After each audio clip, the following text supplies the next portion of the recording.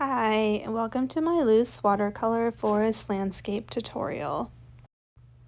I have my cotton sketchbook right here and my flat brush, and I'm just going to start wetting my paper. So this is the photo that we'll be painting from today. This was actually one of the very first reference photos when we first started the challenge, its very first month. And when I painted this last year, I remember feeling like the river in the foreground. I didn't really like how I had carried it out, and that was one part of the piece that I want to paint differently this time around. And I'm just taking a mop brush and some light blue, and I'm starting to put some color to my sky. I'm also going to throw up the supplies that I use right here. Feel free to pause it and take a closer look.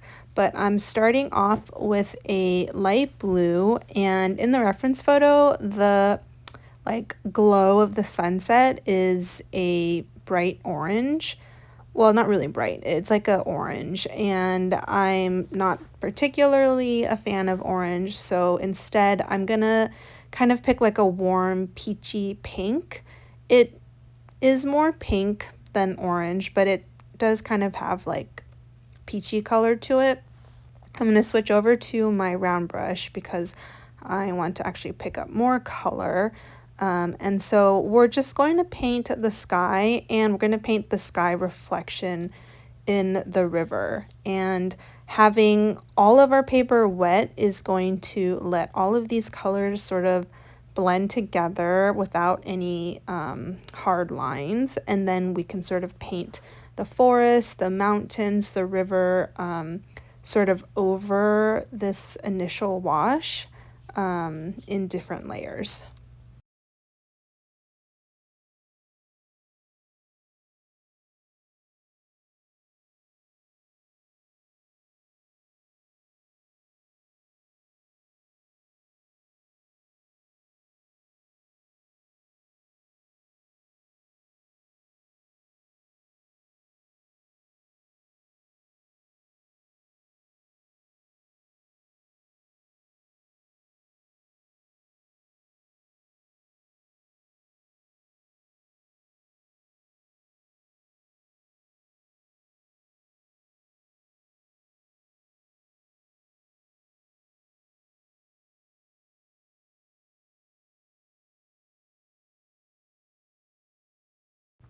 Okay, so I'm happy with this as our first layer, and I'm going to dry it now.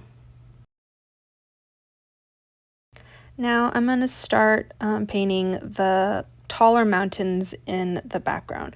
I'm grabbing like a cobalt turquoise color it's on the very light side, and I'm using a round brush to roughly sort of sketch out the outline of this mountain range, and then I'm going to fill it in with some water and drop more color towards the edges.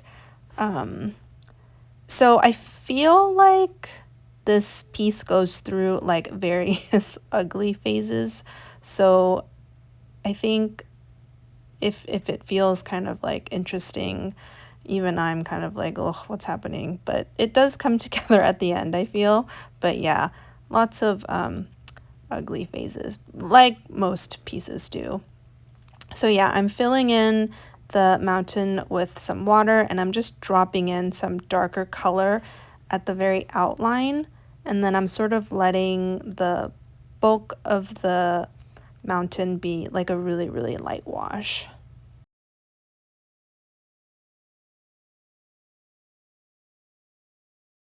And then now I'm going to start the outline of the mountain range on the left side.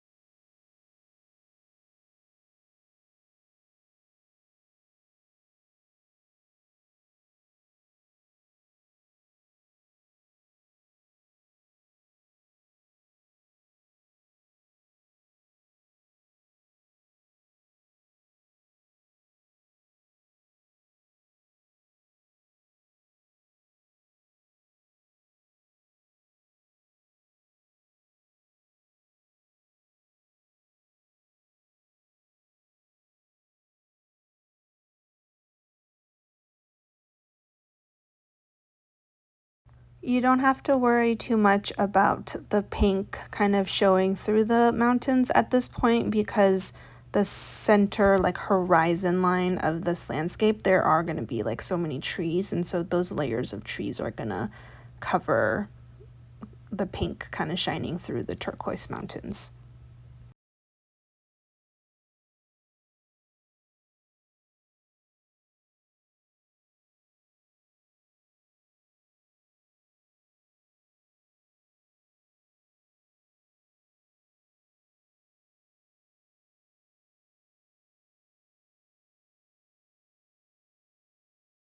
And now I'm going to dry this layer.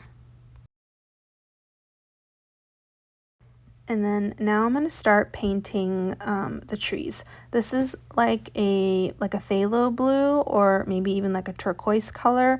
I'm using a round 6 brush by Etcher. It has a smaller head than the Polina Bright round brushes that I was using earlier, so it makes painting trees a little easier.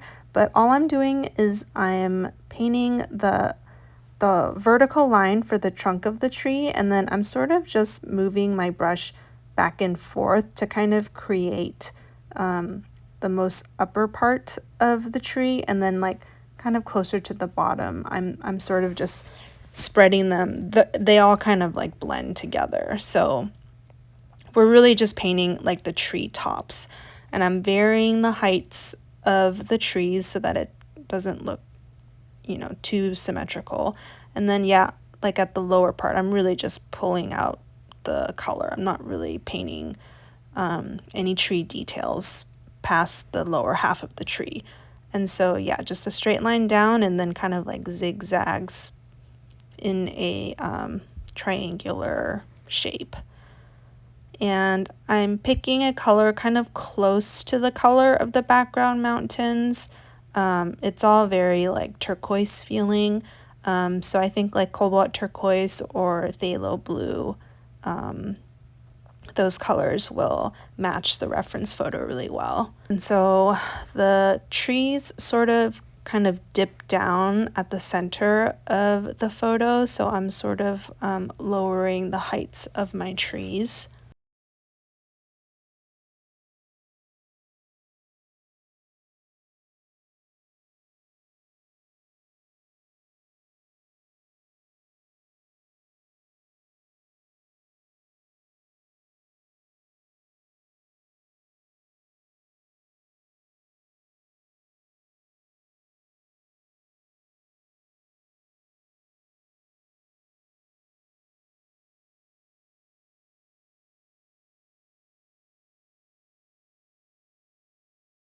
And then now I'm going to start painting on the left-hand side, and I'm painting the trees very similarly.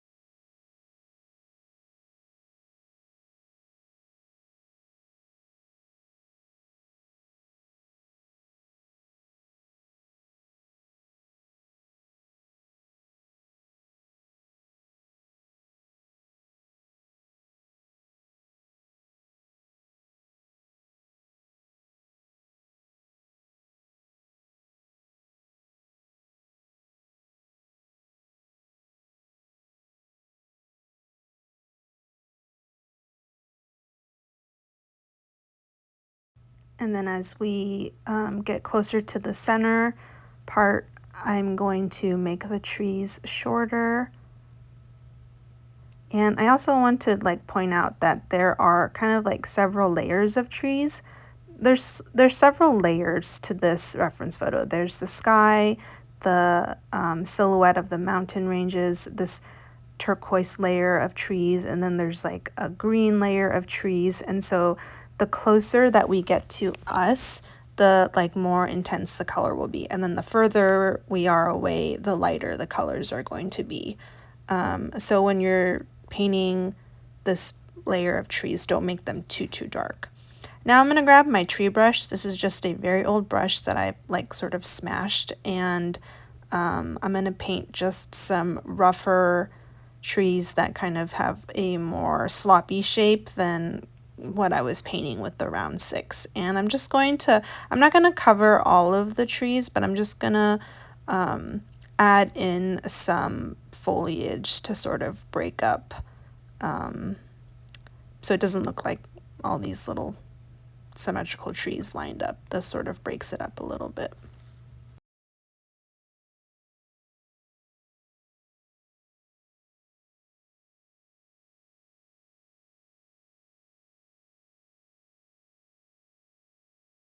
I want to add some more trees on the left-hand side, but I want them to be further away than the layer that we just painted. So I'm going to use the same blue, but I'm going to wash it out a little bit more so that it is a lighter color than the trees that we just painted.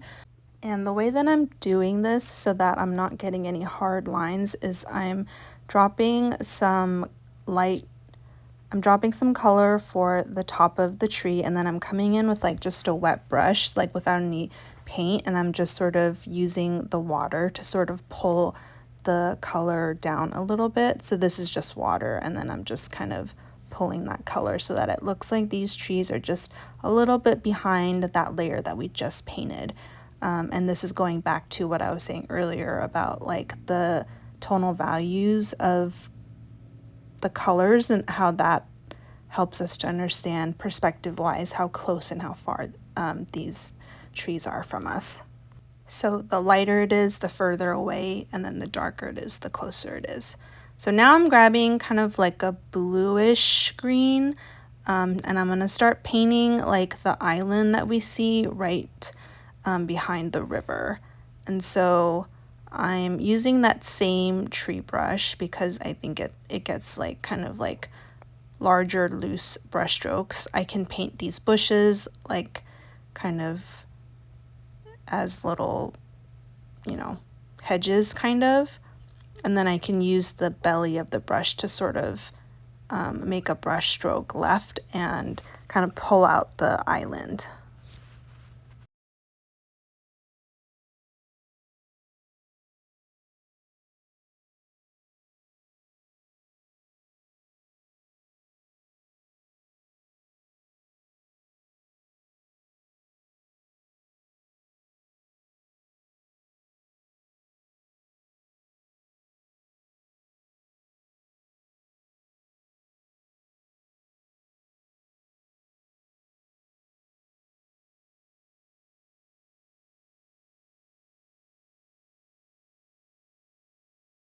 So there's like a lot more trees and foliage on this like left hand side than the right hand side. So I'm gonna come in with kind of like more of a sap green.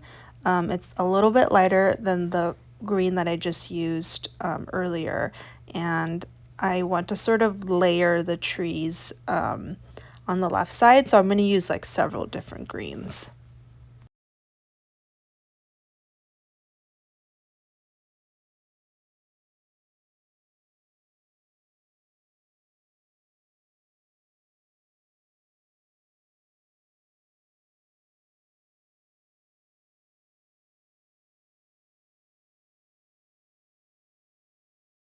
Now I'm taking that same green and I'm going to sort of fill out the little island or little strip of land that we have right here.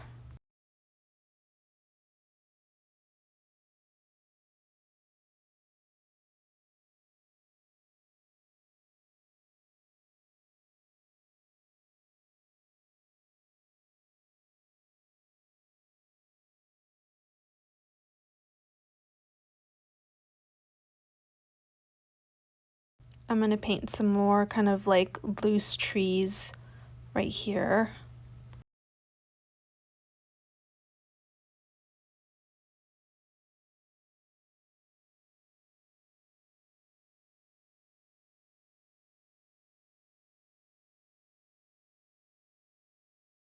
And then now I'm going to switch back to my round brush, and I want to try to bring more dimension to the river bank right here.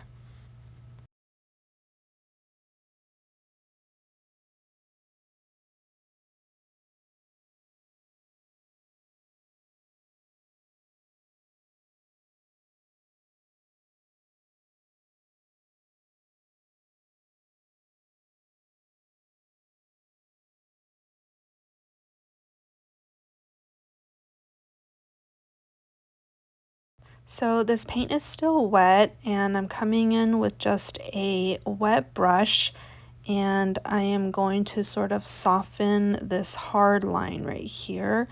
And I'm going to add in some indigo in a little bit to try to sort of give it more depth.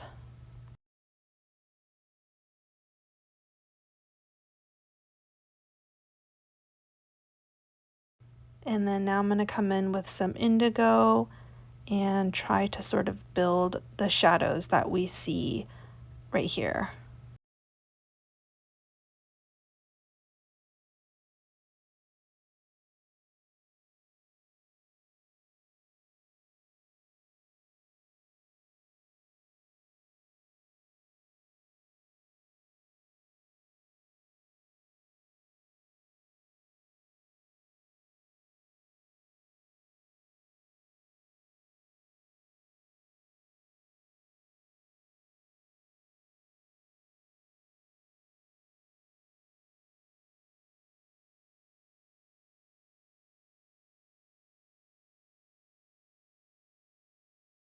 Okay, so I'm going to try this layer. And then I'm going to kind of speed this part up because I don't end up keeping it, but I grabbed a kind of thicker, longer mop / liner brush, and I tried to paint like the river ripples, but I did not end up liking how I did it, so then I ended up smoothing it over, but I didn't want to take this out because I did try it and I just didn't like how it looked. And I also like splashed a big glob of blue at the top of my sky, which I'm trying to rub out right now, even though it doesn't fully come out, but it happens to the best of us.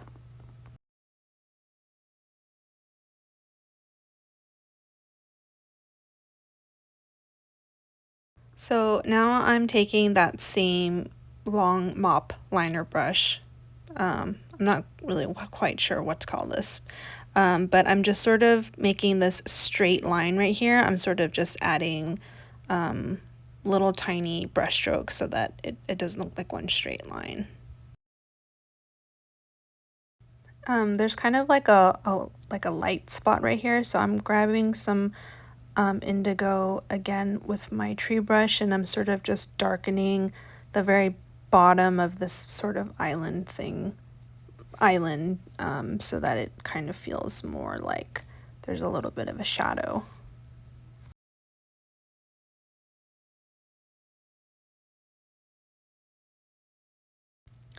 And then this is where I decide that I don't like what I did. So I take a flat brush and I basically just smooth the entire thing out.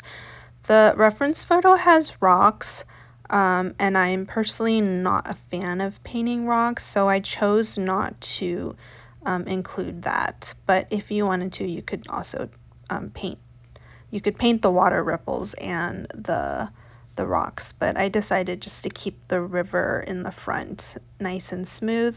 I do add some more pink and blue because I noticed that it has become really washed out.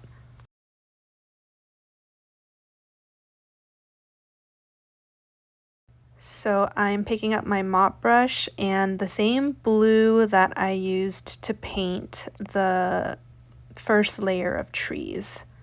just so that it kind of feels like it's reflecting those trees. And then here I'm coming in with that same peachy pink to reflect that sunset glow.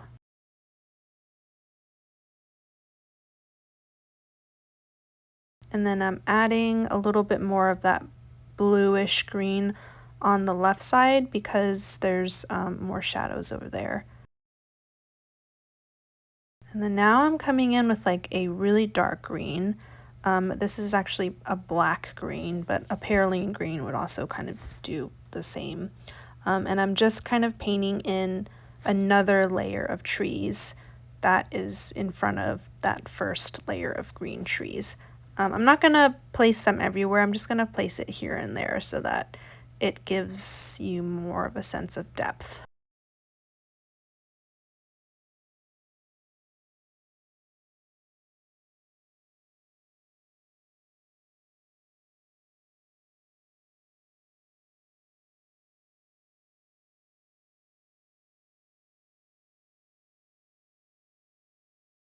The key here really is just to use a variety of greens. The more greens, the more kind of like realistic it is and the more depth you can create. And to really make sure that the island, the riverbank, like right in front of us, kind of has that darker shadow.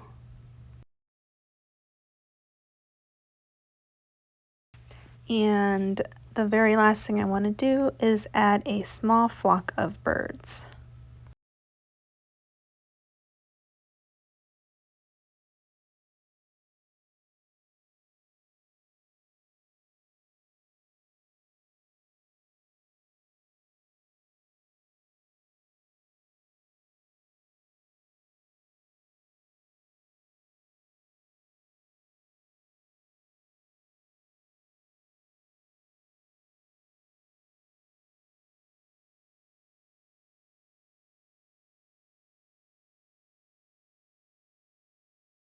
And this is our final landscape. I'm really happy with how it turned out. I hope you enjoyed painting along with me.